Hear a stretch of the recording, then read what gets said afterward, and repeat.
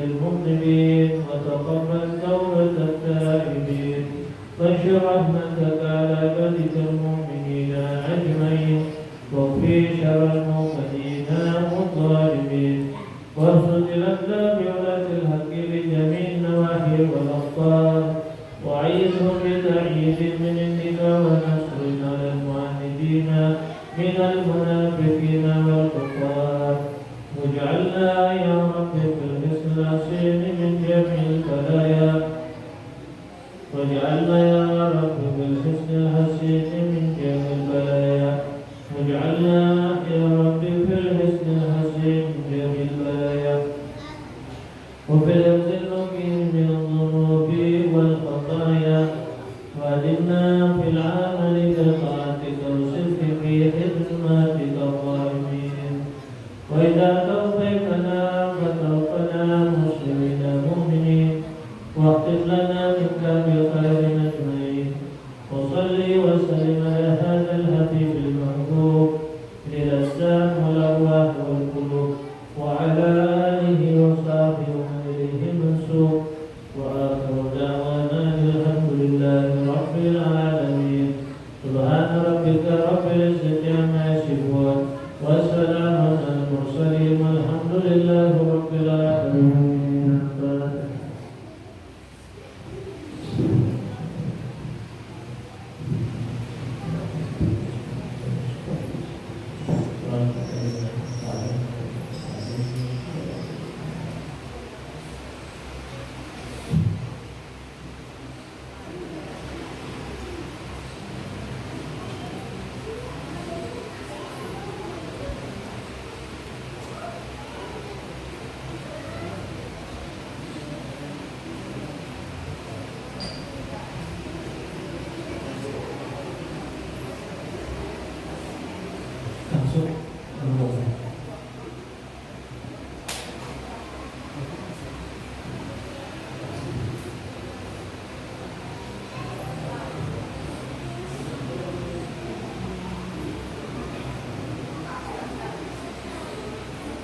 Assalamualaikum warahmatullahi wabarakatuh.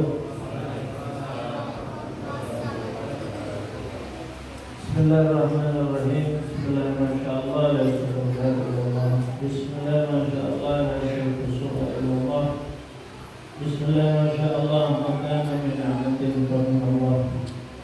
Bismillahirrahmanirrahim. La hawla wa la quwwata illa billah.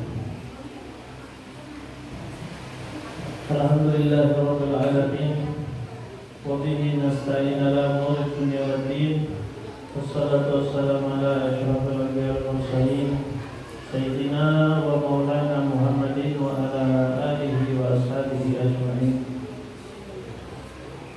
Qala Allah ta'ala fi kitabihil karim subhanaka la ilma lana illa ma 'allamtana innaka antal alimul hakim.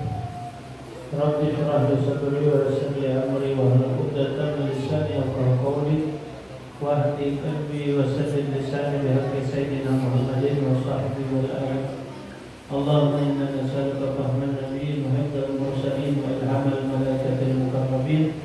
Allahumma ghanina bil ilm wa zayyinna bil hilm wa akrimna bil taqwa wa jamilna bil 'afiyah. Ya arhamar rahimin. Allahumma rzuqna ilma ladunni wa masyarakat fil hadi ya wahhab ya karim. Sallallahu ala sayyidina Muhammadin wa ala alihi wa sahbihi wa sallam walhamdulillahi rabbil alamin. Alhamdulillah, segala puji dan syukur kita panjatkan kehadirat Allah Subhanahu wa taala atas semua limpahan nikmat-Nya yang sudah diberikan kepada kita, baik nikmat itu yang kita rasakan, yang kita sadari maupun yang tidak kita sadari. Karena pada hakikatnya kita setiap saat, setiap detiknya berada di dalam lautan kenikmatan dari Allah Subhanahu wa taala. Karena itu hendaknya kita setiap saat untuk selalu berusaha memperbarui rasa syukur kita kepada Allah Subhanahu wa taala. Terutama rasa syukur kita atas keimanan yang diberikan oleh Allah Subhanahu wa taala dan tetap Allah jaga sampai detik ini, sehingga kita masih tetap menjadi orang-orang yang beriman kepada Allah dan menjadi umat Rasulullah sallallahu alaihi wasallam. Salawat dan salam kita aturkan kepada kekasih kita, junjungan kita Nabi besar Muhammad sallallahu alaihi wasallam serta keluarga dan para sahabatnya.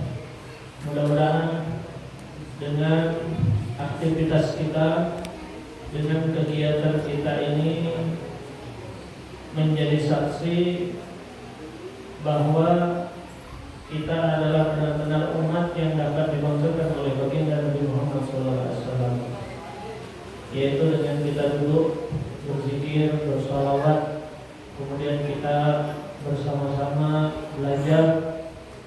Yang kita pelajari adalah hukum-hukum Allah, syariat, sunnah-sunnah Nabi Muhammad SAW. Mudah-mudahan dengan itu Allah meridai kita dan baginda Rasulullah SAW kelak akan memberikan syafaat kepada kita dan kita diakui sebagai umatnya. Amin ya rabbal alamin.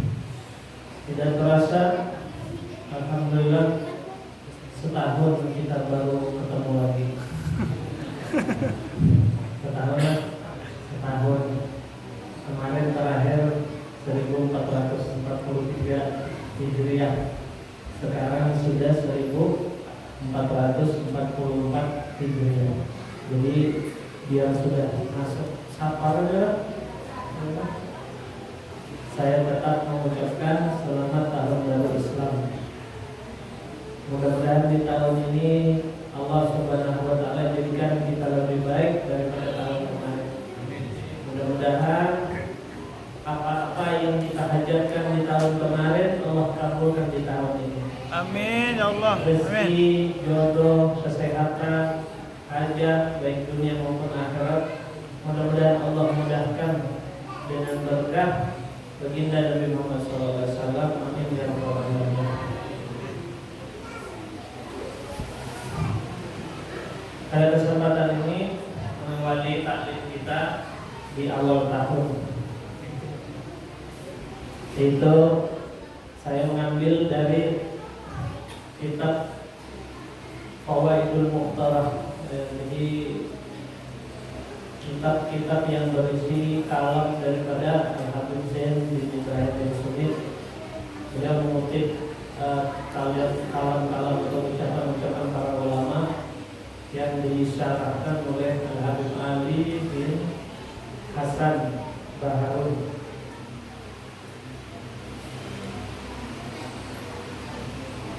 Di kesempatan ini kita menyampaikan sedikit tentang adab-adab di dalam majelis ilmu. Jadi kenapa ini bisa perlu kita sampaikan? Karena kita di dalam majelis ini kan rutin, Pak.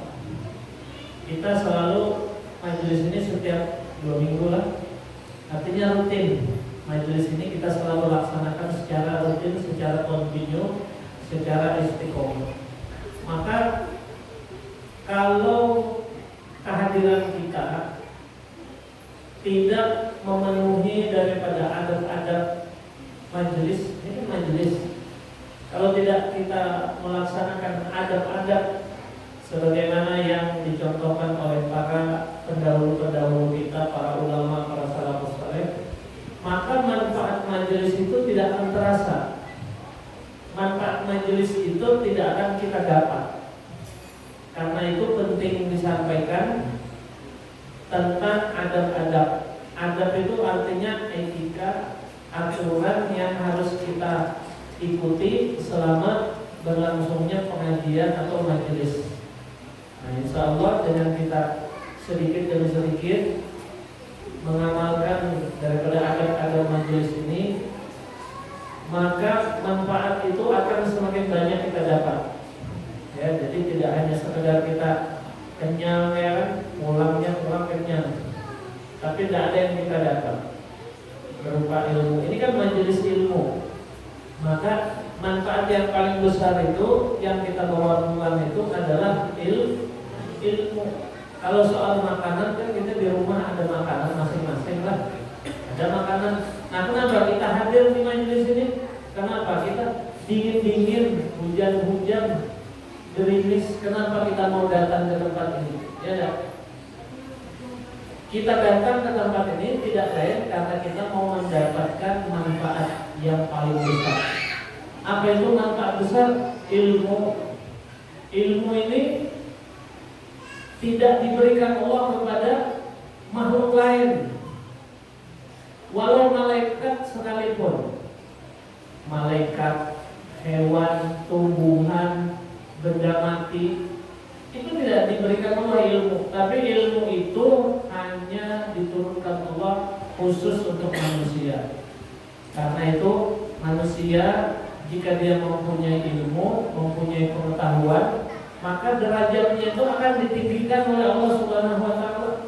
Kalau manusia itu tidak punya ilmu, maka manusia itu tidak beda dengan hewan. Tidak beda dengan hewan. Manusia kalau tidak punya aturan, tidak punya ilmu, maka yang dilakukan hewan dia juga akan lakukan seperti itu. Kadang-kadang hewan itu dia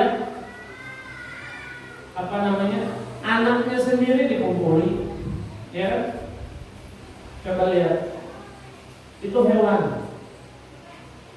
Kalau hewan itu kerjanya cuma makan, minum, tidur, kawin, ya. Makan, minum, tidur, kawin. Kalau manusia tidak punya ilmu, maka aktivitasnya sehari-hari ya seperti itu juga. Tidak ubahnya seperti hewan. Maka yang membedakan itu adalah ilmu. Ya, ilmu itu membuat manusia itu menjadi tahu, menjadi kenal, menjadi dekat dengan Tuhannya. Maka jika dia dekat dengan Tuhannya, maka ada rasa malu. Jika dia melakukan sesuatu yang tidak disenangi oleh Tuhannya, tidak disenangi oleh hambanya, maka dia tinggalkan. Itu orang kalau punya ilmu, maka dia akan punya adab. Mungkin kita pernah mendengar adab itu lebih penting daripada ilmu katanya, ya kan? Sebenarnya ilmu yang lebih penting. Kenapa? Adab itu kan perlu ilmu. Adab itu juga perlu ilmu. Bagaimana dia bisa beradab kalau dia tidak tahu ilmu tentang adab? Nah, jadi ilmu itu membentuk adab.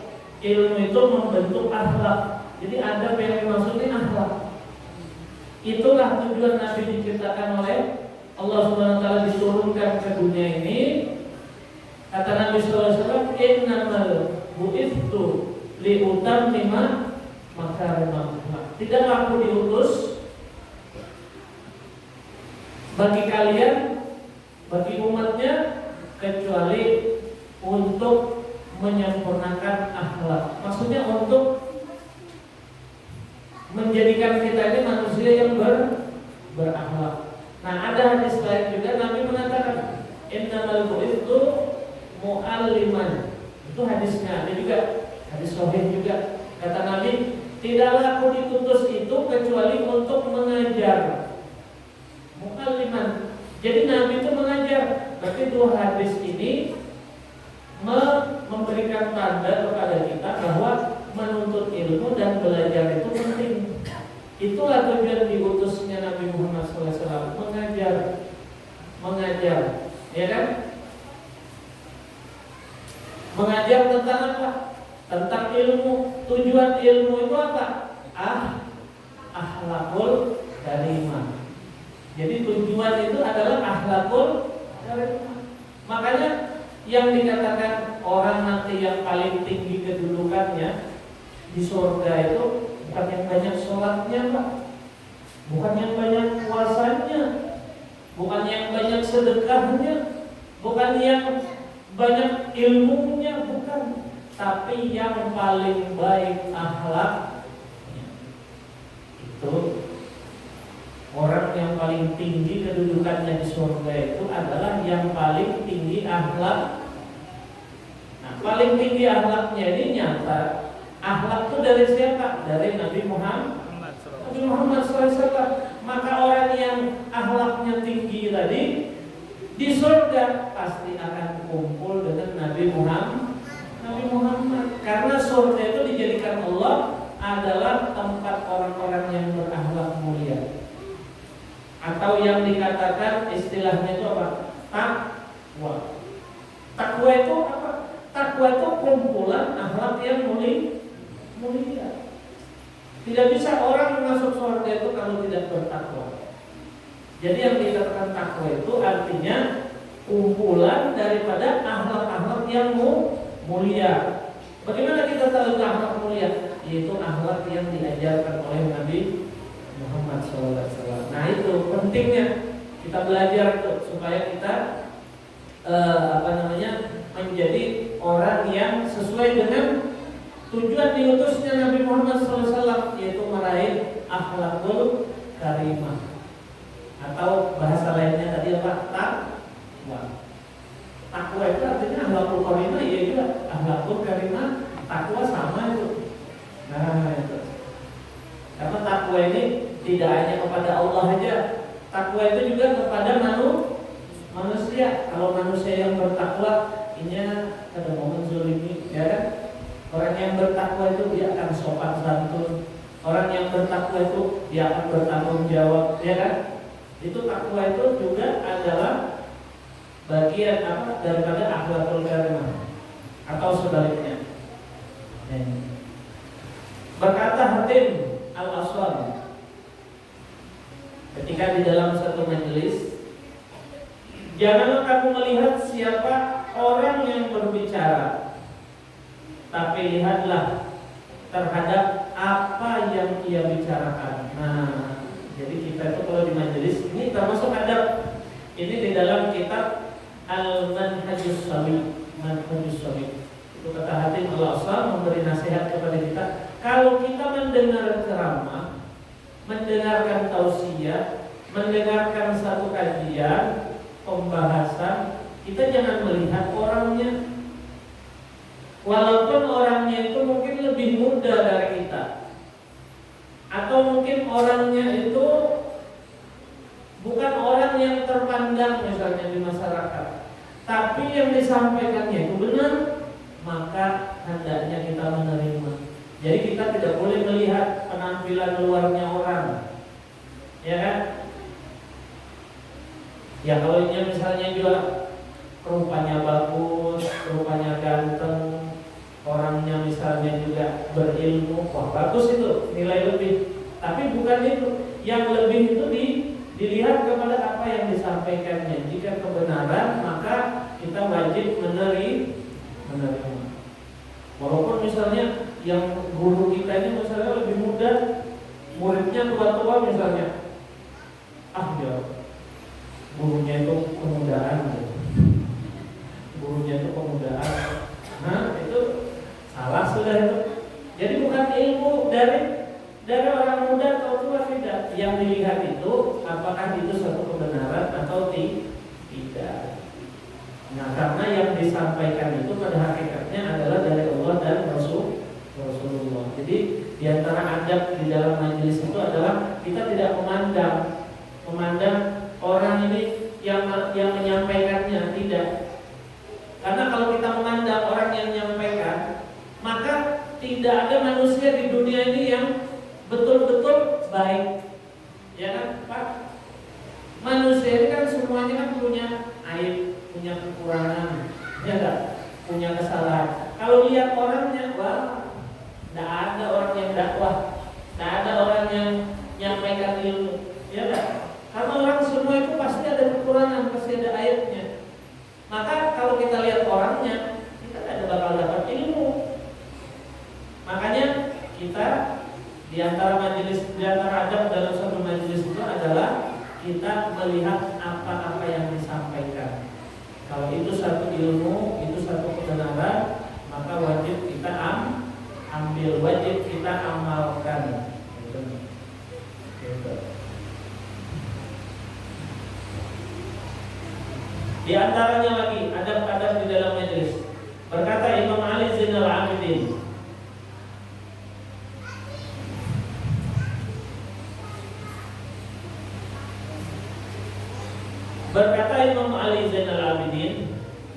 melangkahi orang-orang untuk duduk di majelis Zaid bin Aslam, sedangkan dia adalah seorang budak. Jadi Zaid bin Aslam ini seorang budak. Jadi Imam Ali Zainal Abidin ini Pak orang mulia, turunan Nabi Muhammad Sallallahu Alaihi Wasallam, cucu Nabi. Tapi Sidin mau dia hadir di majelisnya Zaid bin Aslam. Padahal Zaid bin Aslam itu mantan budak. Ya kan? Coba kalau kita mungkin itu dia mantan budak, mantan pembantu, mantan. Itu. Ini contoh yang sudah diberikan oleh seorang cucu Nabi Muhammad SAW. Jadi beliau itu mencontohkan, beliau ini orang mulia, tapi mau dia duduk di majelis orang yang tadinya itu budak. Karena bukan memandang orangnya, tapi memandang ilmunya. Makanya Pak, yang namanya menuntut ilmu ini, yang pertama-tama paling berat untuk hadir itu pertama apa? Pejabat. Berat itu hadir majelis. Ya kan? Biasanya dia tuh hadir itu pas waktu mau pencalonan aja, waktu mau cari suara aja biasanya hadir. Habis sudah terpilih, hilang. Berat. Yang kedua orang-orang kaya, orang berduit, berat juga. Sudahlah, aku malas hadir. Berapa dia aku bagi uang aja. Ini sudah mau berat. Dua itu berat sudah. Nah itu makanya itu sudah fenomena umum. Ya kan? Nah itu kata beliau lagi, sesungguhnya ilmu itu dicari di mana saja, dan seharusnya seorang itu duduk bersama dengan orang-orang yang dapat memberi manfaat untuk agamanya. Jadi Pak, ilmu itu seperti sumur. Pak, kalau ada orang alim, maka orang alim itu ibarat sumur. Kita ini timba. Kadang mungkin sumur mendatangi timba, ya kan? Di mana-mana gayung, timba itu mendatangi sumur. Makanya pian ibu-ibu kalau anak pian itu belajar mengaji, kalau bisa diantar ke rumah guru, jangan guru yang disuruh datang. Malas capek aja kalau bisa mengantar aja gurunya datang ke rumah. Iya aja berkahnya itu berbeda dengan anak yang diantar ke rumah guru. Karena itu sudah takdirnya. Ilmu tandanya orang itu memuliakan ilmu. Di mana ada ilmu, di situ didatangi ilmu itu. Termasuk di situ ada orang alim, ada majelis orang alim, ada majelis ilmu, di situ didatangi. Jangan ingin yang mulia guru ke rumah. Itu namanya merendahkan ilmu. Makanya kalau mau mendapat ilmu yang berkah, kita yang mendatangi ilmu, kita yang mendatangi orang alim. Apalagi kalau di situ ada majelisnya, oh masya Allah, kita ya tinggal datang, ya kan? Bah jawab, ulunnya kada bisa datang, ulun nonton di aja, di live streaming aja. Nah, beda. Iya, kita dapat ilmu, iya, cuma berkahnya kita tidak dapat. Beda dengan kita duduk dan hadir di tempat itu, beda. Karena kita ada usaha untuk datang gitu nah. Kita ada usaha datang ke tempat itu, maka itu yang jadi nilainya itu menjadi besar. Ya kan sekarang banyak kan majelis itu seperti ini misalnya. Ini kan live ini lewat mana nih? FB-nya masjid kan? Iya. Nah, yang malas datang kan malas dia, aku diam aja di rumah sambil berapa-apa. Beda. Dibandingkan dengan pian ini yang duduk, kadang-kadang sampai sakit pinggang duduk. sampai mengantuk-ngantuk duduk. Wah, itu luar biasa pahalanya. Nabi bilang orang yang hadir dalam satu majelis ilmu lebih afdal, lebih utama daripada sholat sunnah 1000 rakaat. Bukan sama loh Pak. Lebih afdal, lebih utama. Apanya? Pahalanya. Jadi kita datang ke majelis ini otomatis dapat itu pahalanya. Seperti lebih afdal daripada mengerjakan sholat sunnah 1000 rakaat. Duduk aja, kita duduk aja di sini. Tidak berzikir, tidak membacaan, pokoknya duduk mendengarkan. Ya kan? Dan ditambah lagi lebih afdal daripada menziarahi 1000 orang sakit. Dan lebih utama lagi daripada mengantar 1000 orang jenazah. Tuh, itu sudah dia dapat semua. Bayangkan pahala sholat sunnah 1000 rakaat ditambah pahala menjenguk 1000 orang sakit, ditambah pahala mengantar 1000 jenazah. Itu tiga itu digabung pahalanya masih lebih baik duduk kita hadir di dalam majelis ilmu. Berarti besar betul pahalanya. Dan orang yang hadir majelis ta'lim, majelis ilmu itu, mereka itu seperti orang yang mendapatkan pahala haji dan umroh. Nah, jadi kalau pian di sini yang belum haji, belum umroh, kalau usah kecil hati, hadir majelis itu, dan pahalanya pian dapat. Pahalanya dapat, walaupun tidak perlu mengeluarkan biaya. Kemarin itu ada yang haji roda 350 juta. 350 juta, ada yang 400 juta baru bisa berangkat haji. Coba, ulun aja belum pernah lihat duit 100 juta itu belum pernah lihat. Ya, apalagi 1 miliar belum pernah lihat. Kalau 1 juta, 2 juta, 10 juta tuh ya pernah melihat. 100 juta, ada gampangan duit itu kalau bagi kita, ya kan? Kalau ini ada duit 300 juta, ini yang kawin, ya kan? Kawin, belum kan? Ya enggak? Coba, susah kan?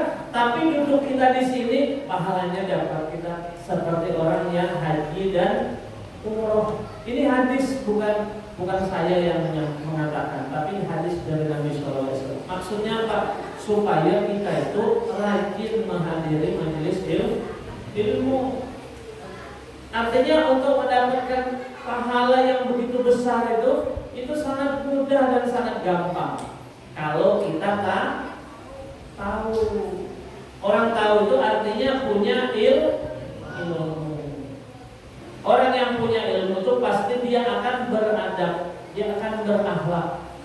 Coba, kalau kita tahu kan, tahu keuntungan majelis taklim itu akhirnya, di mana ada majelis taklim sana, ya kan?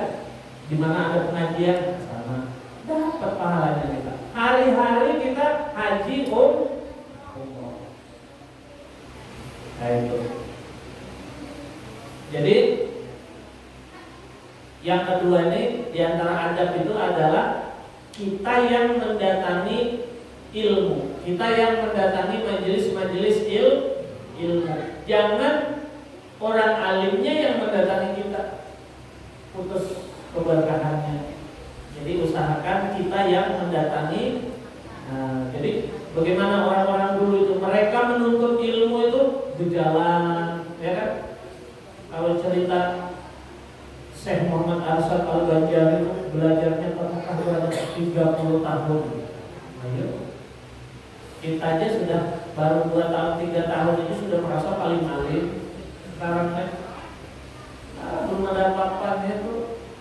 Orang dulu tuh biar tempatnya jauh, jalan bisa sampai puluhan kilo untuk belajar mendatangi rumah guru. Ya itu. Makanya beda ilmunya orang-orang dulu dengan orang-orang yang sekarang ini jauh bedanya. Sekarang ini orang itu apa istilahnya? menuntut ilmu itu untuk apa? Mencari ketenaran supaya viral. Sekarang tuh, makanya sekarang nih, ya Allah, kita mudah-mudahan kita tidak sampai seperti itu. Amin. Sekarang ini ilmu itu dijadikan alat untuk terkenal, viral. Bukan artinya betul-betul ilmu itu, tujuan ilmu itu apa? Untuk menjadikan kita tambah dekat dengan Allah. Makanya seorang guru itu ketika dia mengajar, dia niatkan supaya apa? Menjadikan orang yang diajar tadi tambah dekat dengan Allah, menjadi kenal dengan Allah, bukan kenal dengan gurunya. Bukan supaya yang dimuliakan itu gurunya, bukan. Guru itu tidak butuh kemuliaan. Orang alim itu tidak butuh kemuliaan, karena yang memuliakan dia itu Allah. Tujuan utamanya seperti tujuannya Rasulullah. Tujuannya apa? Tujuan Rasulullah mengajar itu untuk menyampaikan supaya umat ini selamat daripada azab nerakanya Allah, masuk ke dalam surganya Allah.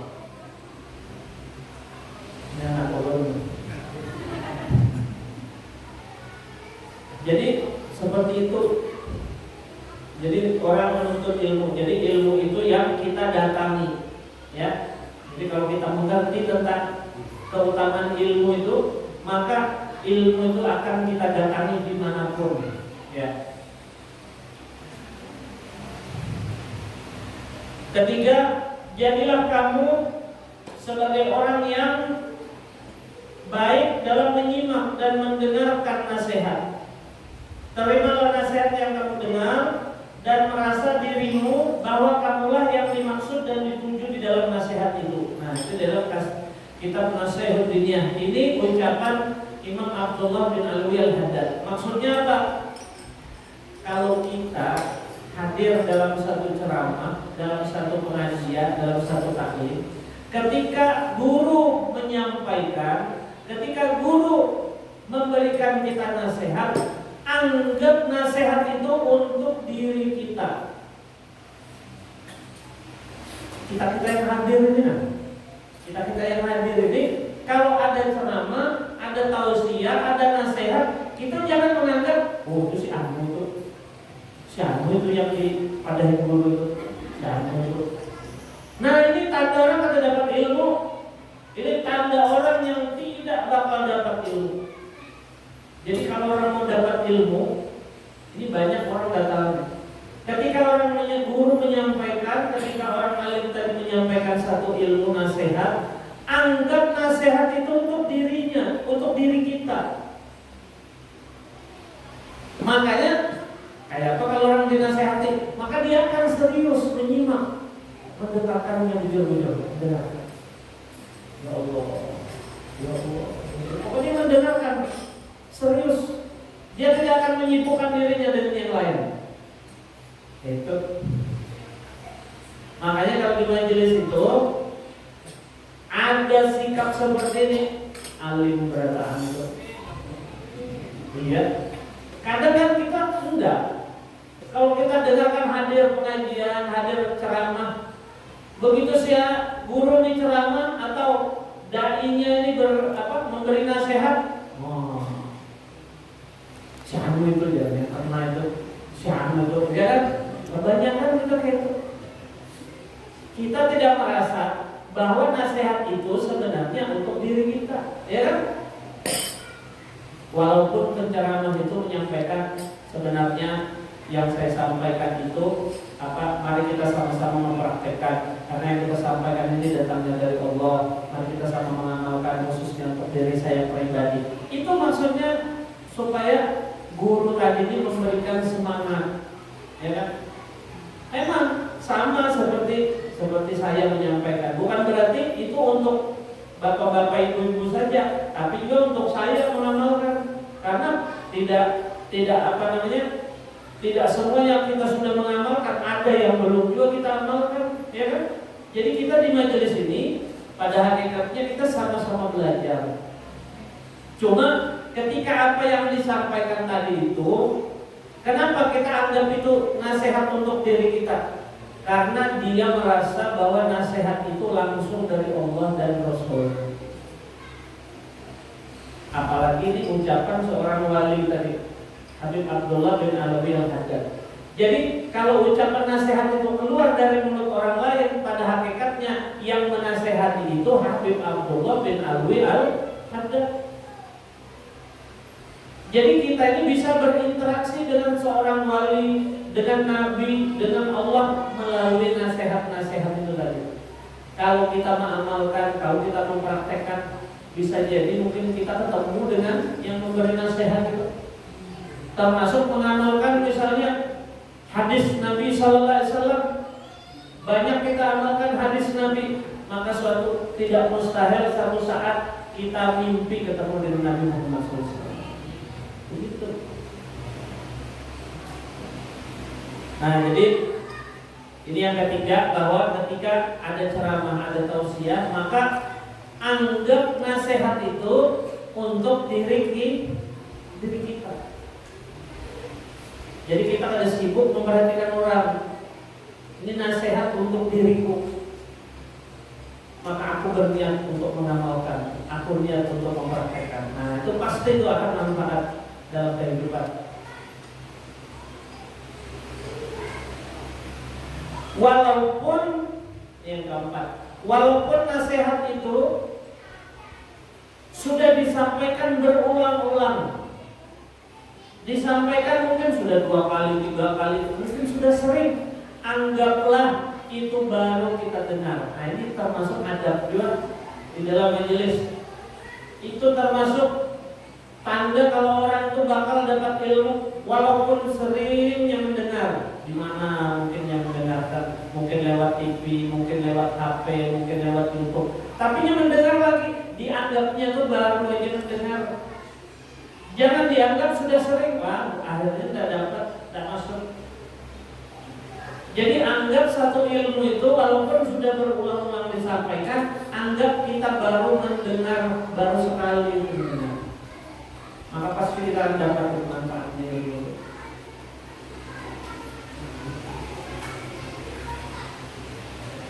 Nah, ini yang kelima. Nah, ini banyak juga terjadi. Ini ada kisah. Suatu ketika di majelis Al-Habib Muhammad bin Idrus Al-Habsyi. Ini majelis Habib Muhammad bin Idrus Al-Habsyi ini yang makamnya di Kubah Ampel, Surabaya. Jadi beliau ini ada majelis, tiba-tiba ada seorang lelaki hadir di dalam majelis itu, Lalu ketika Habib ini menyampaikan tausiah, menyampaikan ceramah, ada seorang laki-laki itu dia sambil bertasbih. Ada dua tasbih. Ini ceramah, guru berceramah, Habibnya lagi ceramah. Ini mendengarkan itu sambil bertasbih. Maka ditegur oleh Habib Muhammad bin Idrus Al-Habsyi ini tadi. Kata beliau, tegurannya begini: apakah kita sekarang dalam kebaikan atau kejelekan? Jadi jamaah itu ditanya semua. Maka dijawab oleh jamaah, kebaikan ya Habib. Jujur, kalau majelis ini kan kebaikan. Nah, apabila ini kebaikan, lalu kenapa Anda tidak mengikuti? Maksudnya yang bertasbih tadi, kenapa jangan mengobati, malah dia berzikir, ya kan? Kalau yang kami lakukan ini salah, tolong benarkan. Itu jar Habib Muhammad ini mengatakan, ya, kalau kami salah, tolong benarkan. Kalau keliru, tolong luruskan. Ya kan? Engkau mendengarkan nasihat kami sedangkan engkau bertasbih. Ya enggak? Bagaimana bisa? Allah tidak menjadikan seseorang itu dua hati dalam dirinya. Jadi orang itu tidak akan bisa dia menyimak melakukan dua kegiatan dalam satu keadaan. Jadi kalau misalnya kita belajar, fokus saja kita belajar mendengarkan, jangan lagi bertasbih, nggak masuk itu. Walaupun bertasbih itu bagus, ya kan? Berzikir itu bagus, megang tasbih. Sambil banyak kita lihat yang begitu. Waktu ceramah, waktu tausiah, ini juga sambil mendengarkan, sambil juga ikut tasbih. Itu tidak beradab namanya. Bisa dikatakan itu juga tidak menghormati orang yang menyampaikan, ya kan?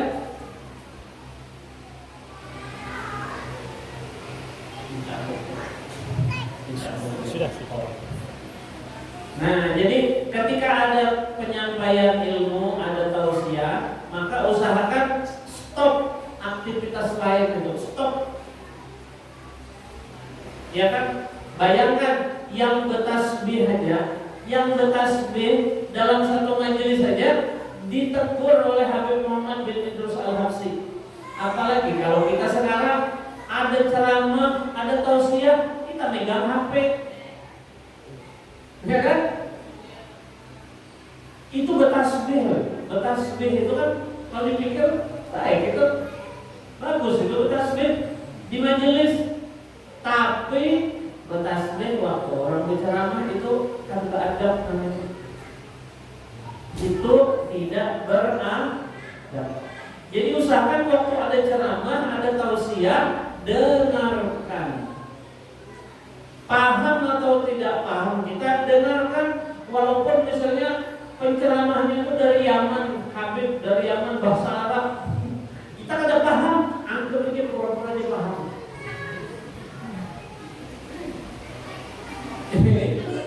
Ini ada kan, ada Habib baru datang dah. Tapi nyaman sekarang, walaupun Habibnya bahasa Arab, ada penerjemah, ya kan?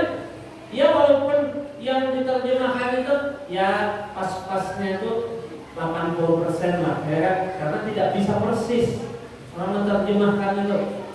Artinya paling tidak 80% itu sama lah, sesuai dengan makna yang disampaikan oleh penceramah tadi. Nah kita jangan sibukkan yang lain.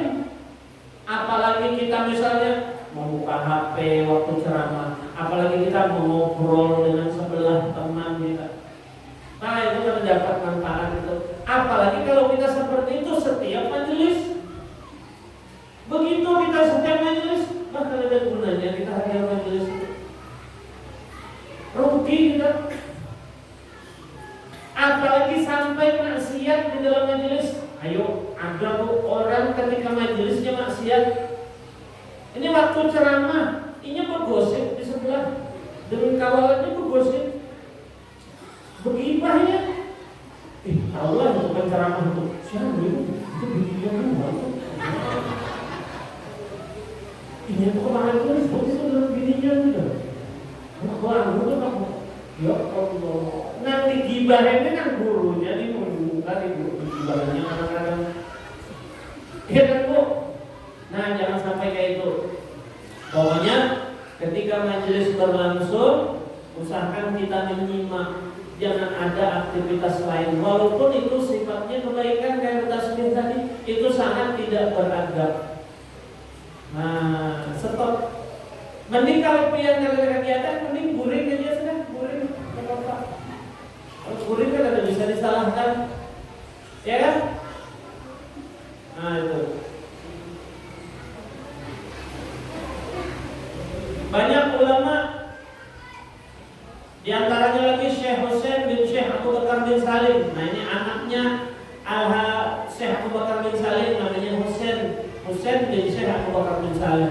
Itu di majelisnya ada orang bertasbih, ditegur dengan beliau. Kata beliau, tinggalkan tasbih itu, karena bertasbih itu ada waktunya, ada tempatnya nanti sendiri. Kalau bisa kita tuai, kalau di tempat umum, silah kalau bisa. Bertasbih itu jangan kelihatan. Ditutupi kalau bisa, bertasbih itu ditutupi, jangan terlalu ketampai. Biasanya kalau orang di tempat orang banyak itu bertasbih, melihatkan tasbih. Biasa di rumah itu kan bertasbih. Bujuran itu, ulun tahu itu. Di tempat orang banyak, wah dia tasbih. tasbih dipikuti terus.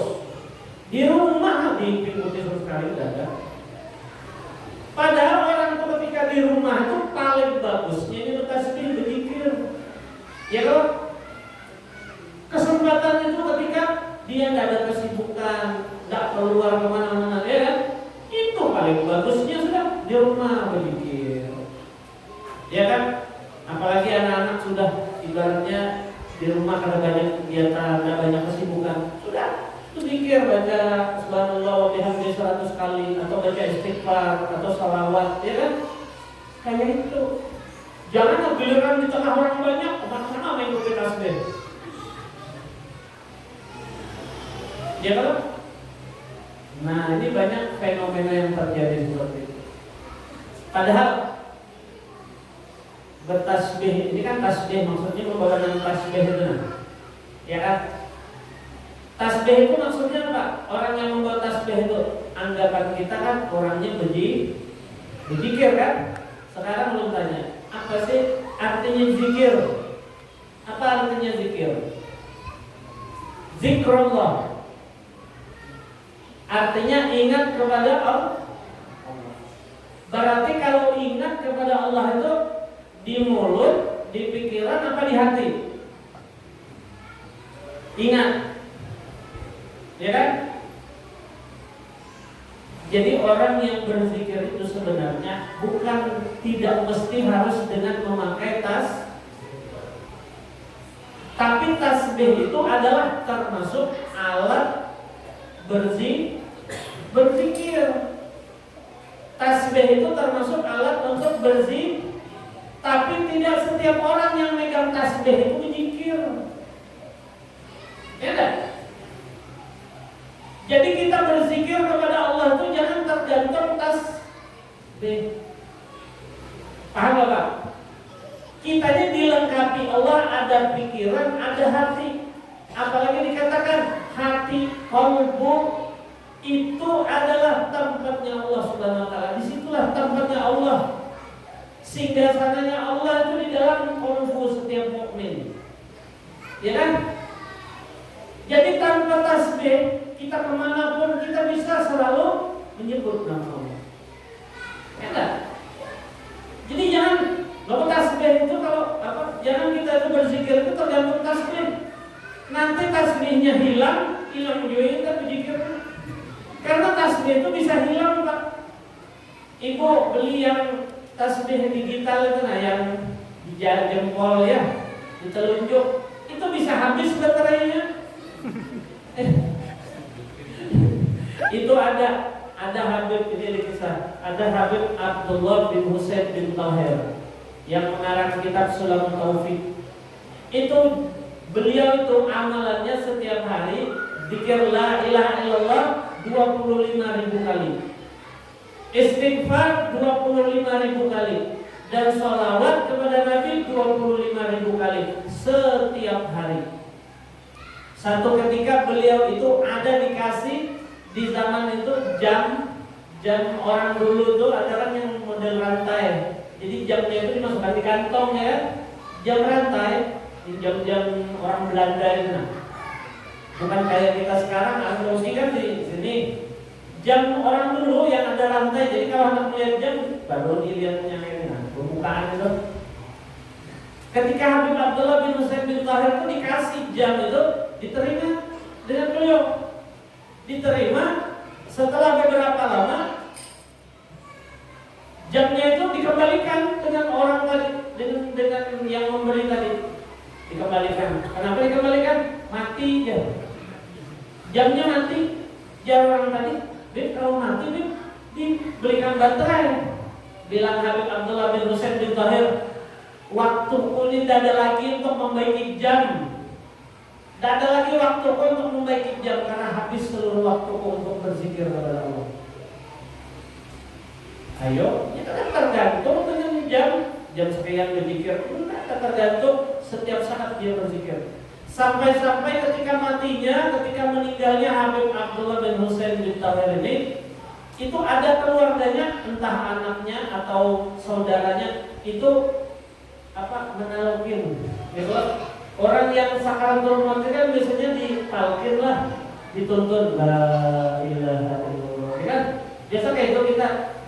Jadi waktu dituntun oleh keluarganya tadi, Abdullah bin Husain bin Tahir ini langsung bangun, langsung bilang, itu tadi kau berzikir, apakah itu untuk dirimu? Tidak, ya Habib, untuk engkau. Maksudnya menuntun.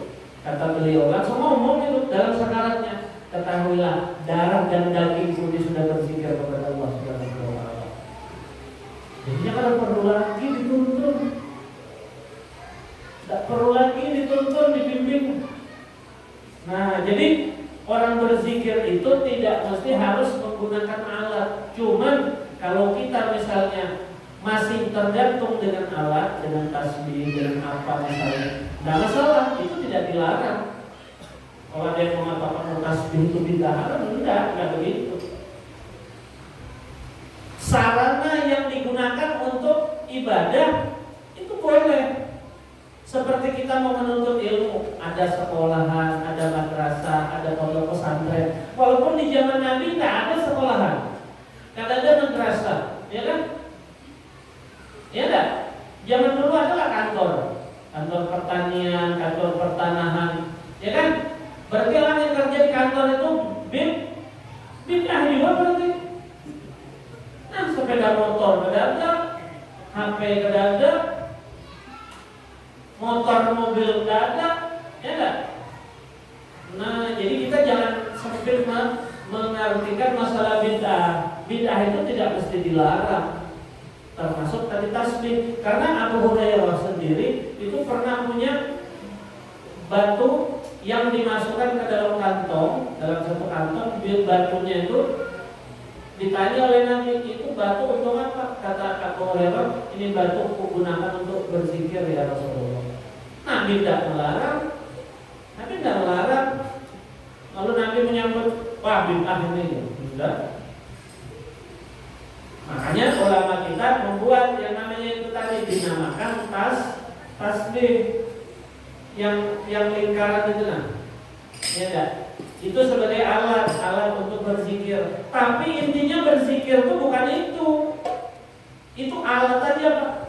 Jangan tergantung dengan alat berzikir. Kita ini diberi Allah alat berzikir itu apa? Hati dan pikiran kita ini nah. Itu alat yang kemanapun kita bawa dan tidak akan hilang. Itu alat berzikir, Pak. Kalau hati dan pikirannya selalu terhubung dengan Allah, tahu apa yang itu namanya apa? Itu namanya wali. Kalau hati dan pikiran pian ini selalu terhubung dengan Allah, jadi wali pian. Itu wali Allah. Wali Allah itu tidak pernah sekejap pun, sedetik pun hati dan pikirannya lalai daripada Allah. Nah, jadi kita jangan sampai mengingat Allah itu tergantung dengan apa? Tergantung dengan situasi dan kondisi. Itu belum berzikir namanya kita, Pak. Itu. Ketika kita di majelis, kita mendengarkan ceramah, mendengarkan tausiah, maka itu sudah berzikir juga namanya. Itu berzikir juga namanya. Karena yang didengarkan ini ilmu dari Nabi, dan yang kita dengarkan itu adalah ilmu hukum-hukum dari Allah. Ilmu Nabi mengingatkan kita dengan Nabi. Ilmu Allah mengingatkan kita dengan Allah. Maka orang yang menuntut ilmu itu lebih sama seperti orang yang berzikir. Jadi kada perlu lagi mengetik tasbih kalau di majelis. Jangan lagi mengetik tasbih. Sekarang ini susah kita mau dimarahi, kita tersinggung orang. Ya kan? Dibiarkan aja, dibiarkan. Nah itu, jadi itu diantara adab di dalam majelis.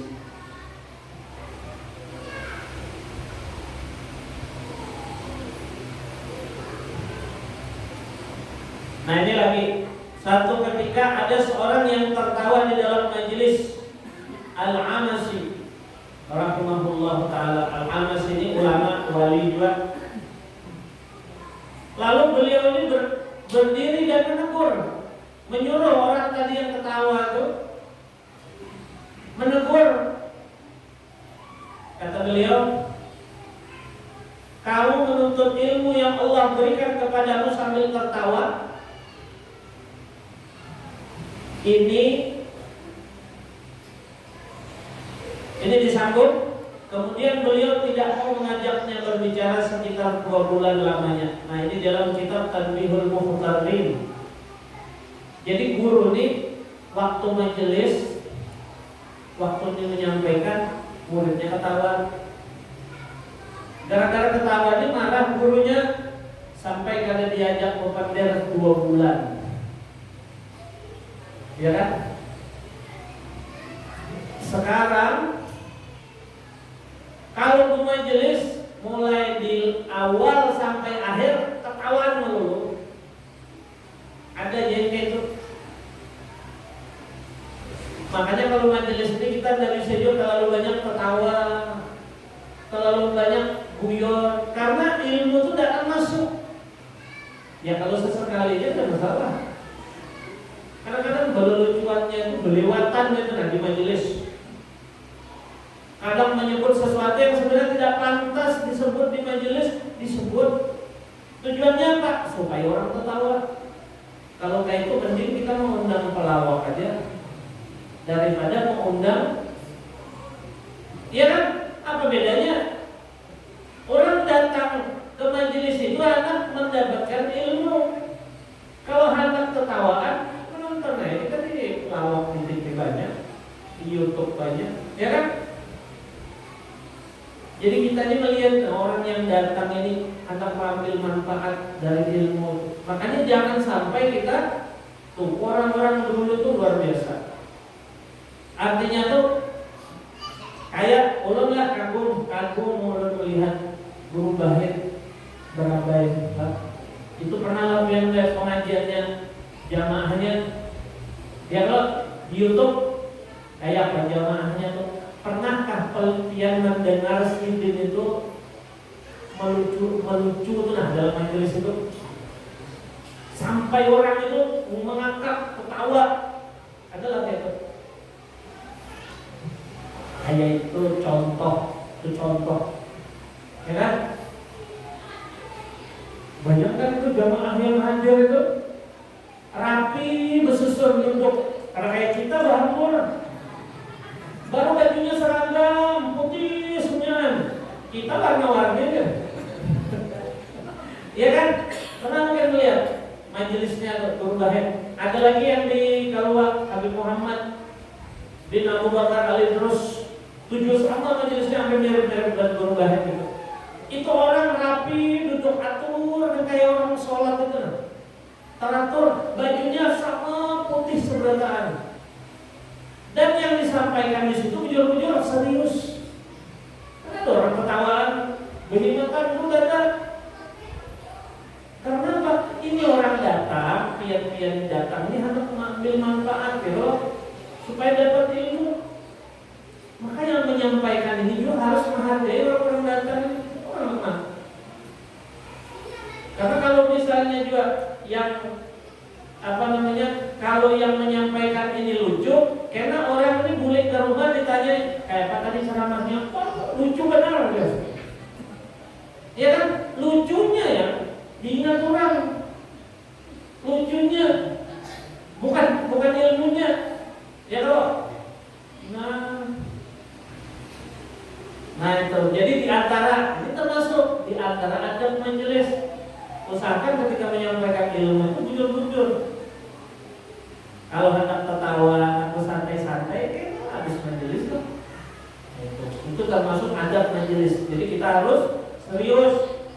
Lagian juga kita berapa jam yuk majelis itu kada sampai setengah, paling lama sejam. Kecuali kalau bulan maulid itu bisa penceramah 2-3, ya kan? Tapi dibatasi biasanya waktunya itu. Tidak ada panjang-panjang ceramah, satu penceramah sejam misalnya. Waduh, Ada tahan kita, ya kan? Orang itu ketika mendengarkan ilmu itu biasanya baru-baru pertama itu ini masih konsen, masuk ke pertengahan itu mulai mengantuk sudah. Ditambah lagi kalau lapar, kita konsen lagi sudah. Makanya kalau orang-orang yang biasanya nih, orang-orang yang punya ilmu, yang mengerti, biasanya dia menyampaikan itu ada terlalu panjang. Yang disampaikan itu tapi berisi semua, ilmu semua. Nah itu. Dan ada juga di antara ulama, ada di antara, makanya ulun ini biasa kalau taklim, ulun ada panduan, ada kitabnya. Supaya apa? Supaya menghindari yang disampaikan itu dari pikiran seorang. Karena kalau kita kadang memakai panduan, tidak memakai kitab, bisa jadi yang kita sampaikan itu nanti melebar kemana-mana. Kayak orang ceramah tuh, ya kan? Kadang diberi waktu setengah jam, tapi karena pendarahan, belum lagi lucuan, akhirnya jadi sejam. Artinya ngelantur kemana-mana itu nah, ya enggak? Tapi kalau kita ada panduan, maka tidak akan lepas daripada itu tadi, dari kitab. Coba lihat, orang-orang itu pastinya berkitab menyampaikan, supaya terhindar daripada penyampaian tadi itu yang dari nafsunya, yang dari pikirannya sendiri. Itu tadi.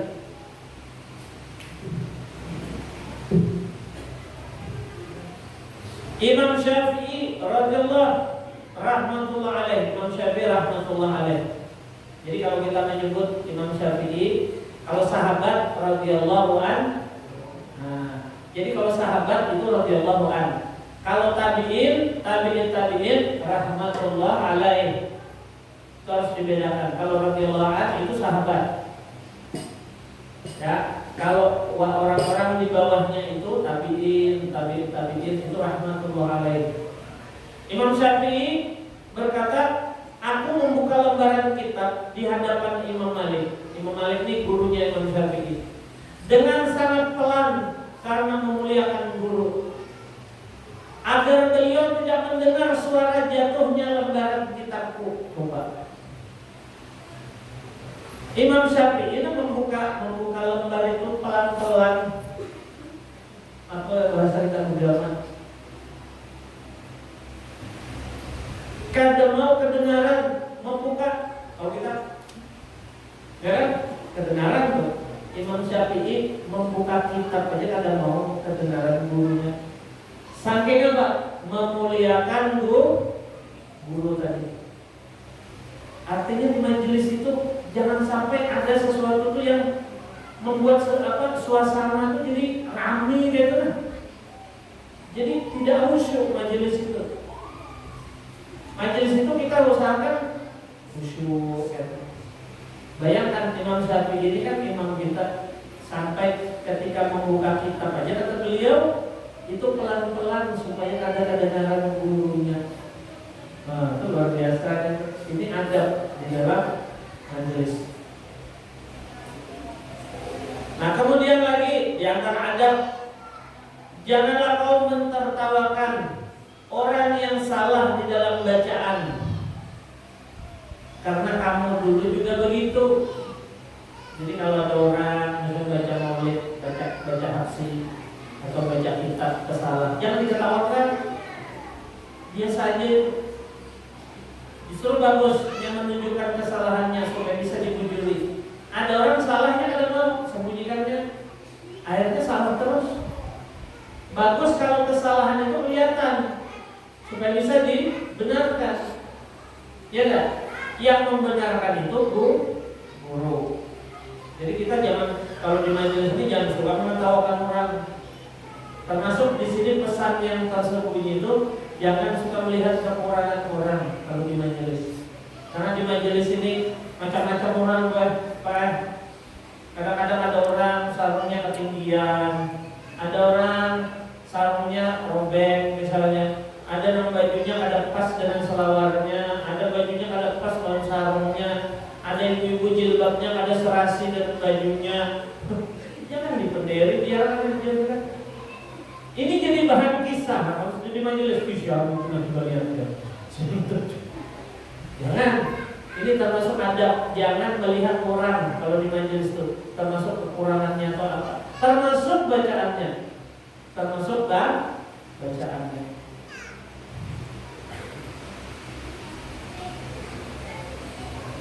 Kemudian lagi, bila kamu menghadiri majelis ilmu yang mana di sana sedang ada memberikan suatu pelajaran, maka janganlah kamu tergesa-gesa menyebutkan apa yang sudah kamu hafal dari keterangan satu kalimat. Nah, maksudnya ini kalau guru itu menyampaikan, kita ini kan usah lah. Kayak kita tuh paling tahu dan menyambung penderan guru tadi. Kalau kita tidak ditanya, kecuali kalau kita tadi ditanyai oleh guru itu, maka baru kita jawab. Dan kalau guru tuh misalnya guru ini menanyai ke sini, jangan yang di sana yang menjawab. Kan guru tuh menanyanya ke sini misalnya, ada itu di sana itu suara, udah ya. Tapi ini yang ditanya. Itu juga termasuk tidak beradab. Makanya kalau kita ditanya, diam. Yang ditanya jawab, walaupun salah jawabannya. Kalau salah nanti guru yang membujurkan. Nah, itu bahaya itu, termasuk itu apa namanya? Kalau biasa di dalam pondok itu termasuk kesalahan itu bisa dihukum itu. Yang ditanya guru ini yang menjawab di sana, itu yang di sana itu yang kada ditanya itu mesti dihukum. Seperti itu.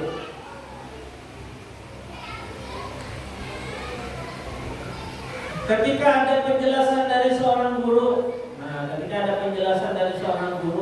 dan misalnya guru itu dalam menjelaskan tuh ada salah, kita jangan langsung menegur pada guru itu tadi. Jangan langsung kita menegur di depan-depannya guru itu tadi.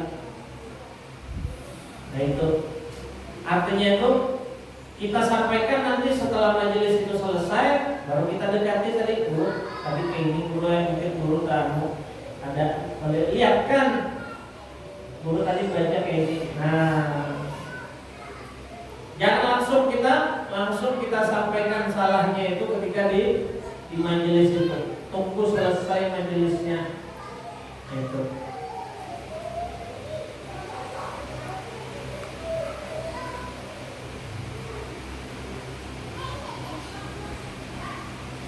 Di antaranya lagi adab-adab di dalam majelis itu adalah menutup majelis itu dengan diakhiri dengan membaca surah Al-Fatihah. Jadi kita kalau kita majelis selesai, kita membaca Al-Fatihah. Maksudnya apa? Doa. Setiap majelis itu akan sempurna jika diakhiri dengan doa. Lalu setelah doa biasa kita tutup dengan Al-Fatihah, ya kan? Itu artinya itu kita berharap mudah-mudahan ilmu yang tadi kita terima, yang kita dapat itu, Al-Fatihah itu apa artinya? Futuh, pembuka. Mudah-mudahan dengan itu tadi Allah buka hati kita tadi ini yang gelap, Allah terangi, yang tertutup Allah bukakan. Apa? Dari tidak paham menjadi paham. Nah, di antara doa yang kita bisa amalkan supaya kita diberikan kepahaman oleh Allah Subhanahu wa taala dan dimudahkan mengamalkan ilmu, ini ada doanya. Doa ini dari Al-Habib Hasan bin Shalih Al-Bahar. Beliau seorang wali kutub juga nih, Habib Hasan bin Shalih Al-Bahar. Beliau digelar Al-Bahar itu kenapa? Karena bahar itu artinya lautan. Beliau tuh ilmunya kayak lautan, saking banyaknya ilmunya beliau. Beliau ini mengajari satu doa agar agar kita dimudahkan memahami ilmu dan dimudahkan Allah mengamalkannya dan tidak mudah lupa dengan ilmu tersebut. Berarti ini berlaku untuk semua, baik muda maupun tua. Apa doanya? Kata beliau ini doanya, Allahumma inni as'aluka fahman nabiyyin wa hifdzal mursalin wa ilhamal malaikatil muqarrabin. Allahumma aghnini bil ilmi wa zayyini bil hilmi wa akrimni bit taqwa wa jammilni bil afiyah ya arhamar rahimin. Makanya tadi ulun baca waktu di awal. Waktu awal tadi ulun baca doa ini, cuma doanya itu jamak. Kalau ini doanya kalau mufrad, ini kalau untuk sendiri. Kalau ini untuk sendirian. Kalau jamak kan Allahumma inna nas'aluka fahman nabiyyin wa hifdzal mursalin wa ilhamal malaikatil muqarrabin. Allahumma aghnina bil ilm wa zayyina bil hilm wa akrimna bit taqwa. Ya kan? Allah apa namanya? Wa akrimna bit taqwa wa jammilna bil afiyah ya arhamar rahimin. Artinya, ya Allah, aku mohon kepadamu pemahamannya para nabi, pemahaman seperti pemahamannya nabi, dan hafalannya para rasul. Rasul itu kalau diberi ilmu itu langsung ingat.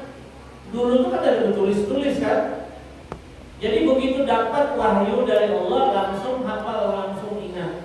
Itu hafalannya para rasul dan ilhamnya para malaikat muqarrabin. Ya Allah, berilah aku kekayaan ilmu, hiasi aku dengan kebijaksanaan, dan muliakan aku dengan takwa, serta perbaikilah aku dengan kesehatan. Wahai Zat yang Maha Mengasihi di antara yang pengasih. Nah, itu dalam kitab Manhajus Sabil. Ini doanya. Apa tadi doanya? Ulangilah. Allahumma inni as'aluka fahman nabiyyin wa hifdzal mursalin wa ilhamal malaikatil muqarrabin. Allahumma aghnini bil ilmi wa zayyini bil hilmi wa akrimni bit taqwa wa jammilni bil afiyah ya arhamar rahimin. Nah, kalau yang mau menjadikan ini mau menghafal ini, boleh nanti dicatat atau dipoto lewat HP, karena disebarkan atau dicetak ketika ya doanya ini dibaca kapan saja bagus, habis sholat, digabung dengan doa-doa kita sehari-hari. Ini ada satu di dalam doa ini yang bagus ya. Di sini apa kata beliau dalam doa itu? Allahumma qadini bil ilmi. Ya Allah, kayakan aku dengan ilmu. Ini bagus nih. Jadilah kita orang kaya ilmu. Apa bedanya kata Sayyidina Ali? Kalau orang itu kaya harta, sakit kepalanya memikirkan menjaga harta. Kalau orang punya harta, dia yang menjaga hartanya. Tapi kalau orang punya ilmu yang akan menjaga orang itu. Tuh hebatnya. Kalau orang punya ilmu, maka ilmu itulah yang akan menjaga pemiliknya tadi. Yang punya ilmu, ini yang menjaga orang itu. Ketika dia mau melakukan ini, yang boleh ini haram. Nah, itu menjaga. Ini kan boleh aku bekerja kayaknya ini menyakiti hati. Ini kan boleh haram. Nah, kan menjaga si orang tadi, menjaga dari apa? Dari perbuatan dosa dan maksiat. Makanya lebih baik menjadikan diri kita. Kalau kita ini kadang bisa kaya dengan harta, kadang seputus asa. Jadikan kita kaya dengan ilmu. Kalau orang kaya dengan ilmu, wah itu luar biasa. Pokoknya jadikan diri kita ini orang kaya. Makanya kalau kita mengamalkan doa ini, insya Allah pian akan menjadi orang yang sugih ilmunya. Nah, ini bisa juga diajarkan anak-anak pian yang misalnya ada yang di pondok pesantren. Ini jadi begitunya mendengarkan ilmu, itu langsung dikasih pemahaman oleh Allah Subhanahu wa taala. Kadang-kadang ada juga guru itu yang ditambahinya Allah marzuqni ilma laduni wal masrafil hadi. Ya Allah, berikanlah karuniakanlah kami juga ilmu laduni. Ya sebenarnya di dalam doa ini sudah termasuk artinya diberi pemahaman dari Allah itu ilmu laduni juga. Ilmu laduni artinya pemahaman tanpa dia didapat dari siapapun, tanpa didapat dari guru manapun, tiba-tiba dapat ilham dari tiba-tiba tuh dapat ilhamnya untuk melakukan satu kebaikan. Nah, itu namanya ilmu laduni. Tapi orang ilmu laduni ini tidak langsung tiba-tiba dapat ilmu laduni itu. Harus orangnya itu orang soleh. Harus orangnya itu orang yang punya akhlak, ibadah, zikir, sholawat, seperti itu. Karena orang yang dapat laduni ini pasti orang yang dekat dengan Allah Subhanahu wa ta'ala. Nah itu. Jadi nanti kalau mau ini nanti doanya bisa nih. Boleh juga ini doa dibaca sehabis majelis. Boleh juga dibaca ini kalau habis sholat 5 waktu. Boleh. Jadi biar kita ini tua gak muda lah, amalkan doanya. Bagus doanya. Termasuk juga kalau kita berdoa itu usahakan doa-doanya yang bersumber dari Al-Quran itu kita nomor satukan dulu. Nah, kalau dari Al-Quran apa? Rabbana la tuzigh qulubana ba'da idh hadaitana wa hab lana min ladunka rahmatan innaka antal wahhab. Nah, itu doa dari Al-Quran, itu langsung Allah yang mengajarkan. Jadi posisinya itu kita dulukan yang dari Quran. Kemudian doa yang dari Nabi itu nomor 2. Baru doa dari para wali itu nomor 3. Kayak itu caranya berdoa. Jangan doanya semua kadang-kadang yang dari Quran. Makanya Rabbana atina fid dunya hasanah itu jangan dibuat, jangan kadang dibaca kalau kita berdoa, ya kan? Walaupun kita dapat doa dari guru ini, kita dapat doa dari wali ini, usahakan dari Al-Quran, doa dari Nabi juga kita pakai, kita buat di dalam doa itu, supaya doa kita itu lebih manjur. Nah, seperti itu. Ya, insya Allah nanti doanya ini nanti dipoto, nanti bisa dibagikan dan kita amalkan doa ini. Insya Allah kita akan diberikan Allah pertama tadi kepahaman, dimudahkan kita memahami. Yang kedua, dimudahkan kita mengamalkan. Dan yang ketiga, tidak mudah lupa. Berarti ini doa apa ini? Termasuk doa anti pikun. Iya, ini doa anti pikun. Nah, terus urut dari lagi zikirnya.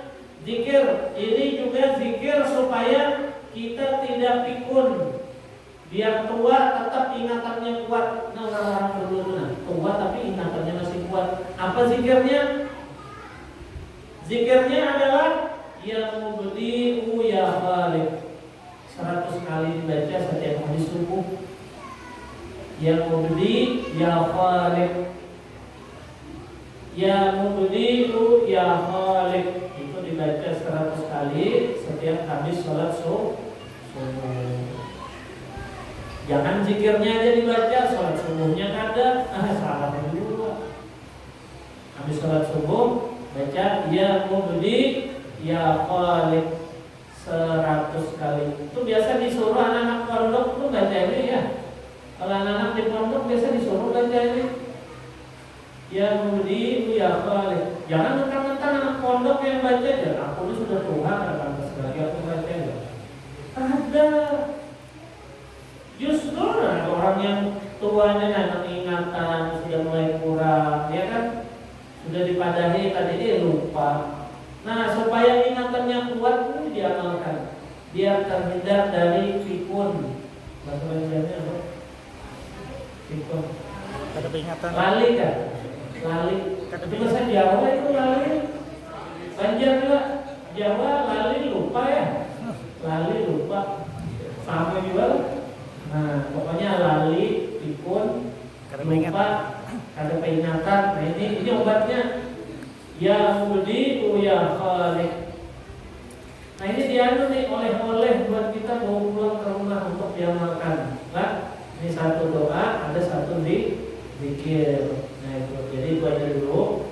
Jadi pertemuan kita pada malam hari ini mudah-mudahan bermanfaat buat kita, khususnya untuk diri saya pribadi.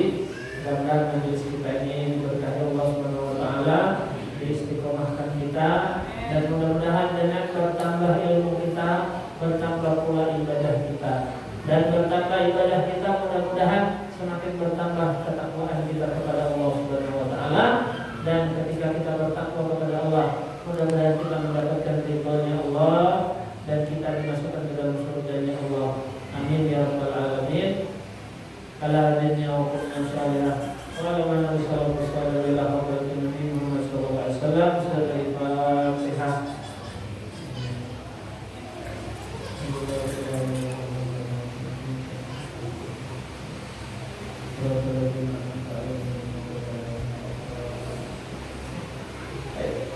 Doa. Doa penutup.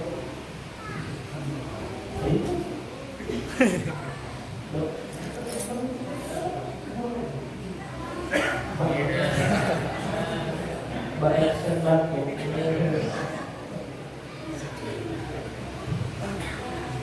Allah